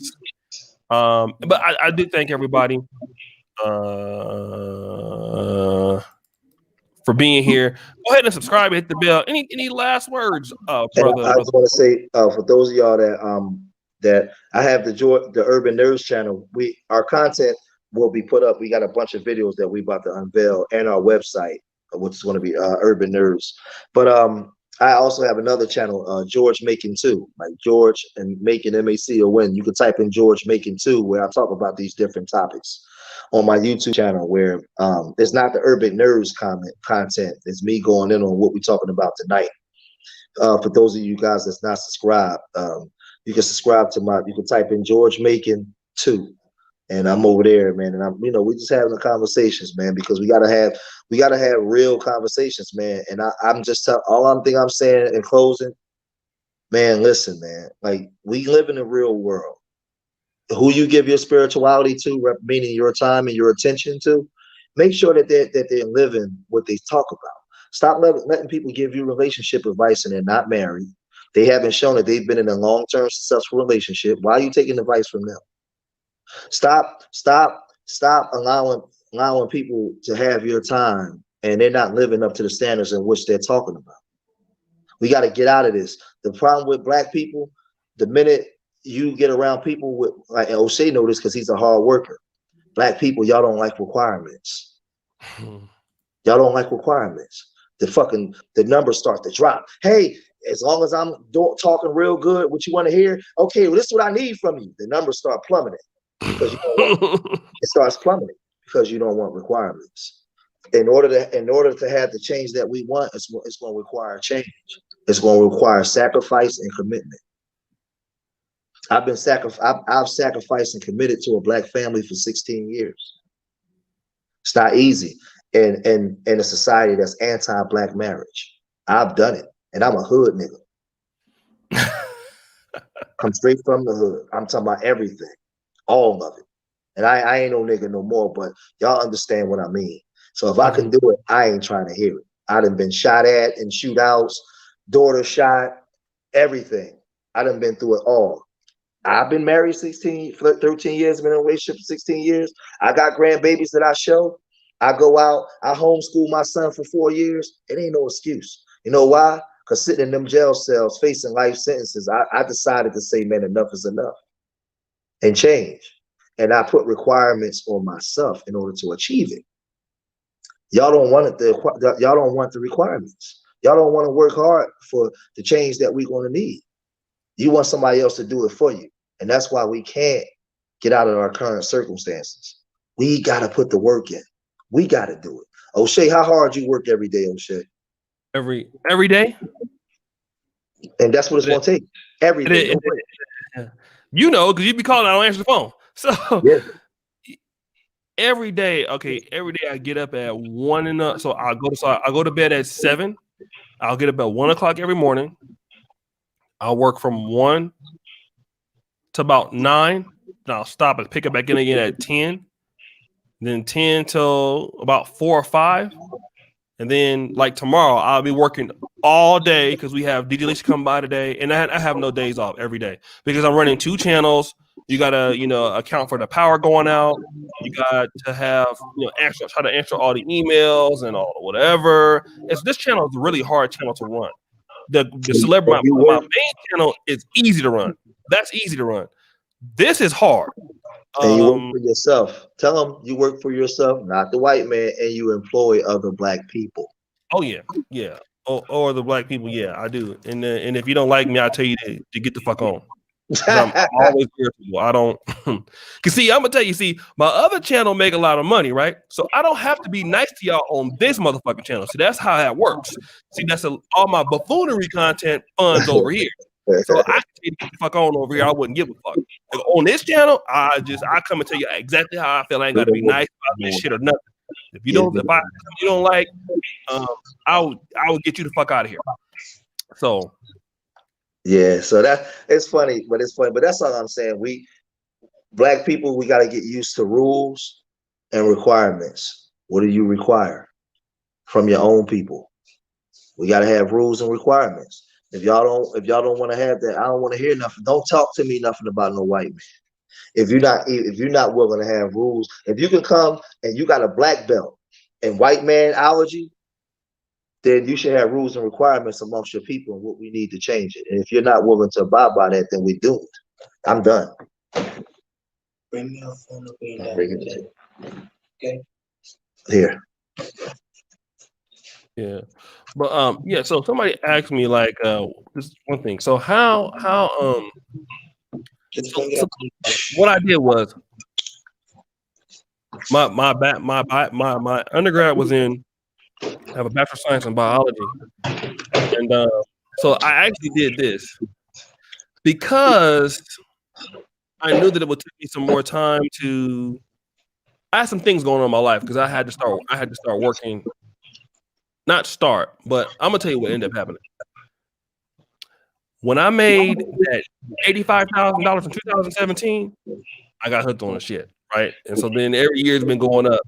Now I make more than actual medical doctors, or very close to it. Like right now, I make more than the dean. So yeah, I know. I would always tell you, I need you to be successful so I can steal all your stuff. Right. So this is what ended up happening. So I'm still gonna complete because I believe you finish what you start. So when I go back, I'm getting back into the UWorld mix, the USMLE RX mix. I had to establish the brand here. I've been building this brand for 2 years. So I started it, I wanted to finish it. But when I go back, I'm gonna finish everything. So I love medicine. Actually, it's one of my first loves, to be honest. This is something I love too. And this is more long term for me to be invested in this content. I know that it will take me further, so it's something that I wanted to set up, and it's just taking me a long time to set up. You took the MCAT. You got to take the MCAT for any medical school that you go to, for the most part, unless you go into something in the Caribbean. But my medical school in Poland is verified by the state of California, state of New York. So I'm good in all 50 states. Every medical school is not good in all 50. That's another conversation, though. Let me get back to the pro-black shit. So anyways, thank you, Michelle, for subscribing. Thanks for everything. And anything else? Nah, I would say that's it, my brother. All right. So George, thank you. I'll call you in a minute, Negro. Don't call me right now. You're about to blow me up. Shout out to Des and shout out to everybody. Peace.